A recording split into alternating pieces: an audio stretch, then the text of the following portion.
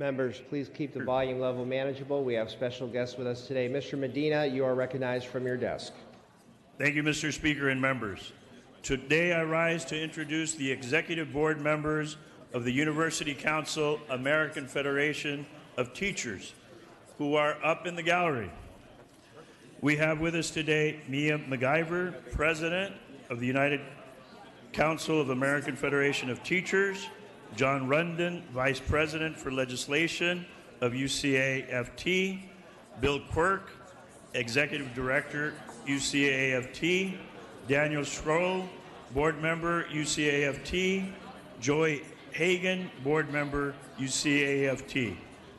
The University Council-American Federation of Teachers is a union of 370 librarians and more than 5,000 faculty employees who are not members of the Academic Senate of the University of California and are employed at the 10 campuses of UC.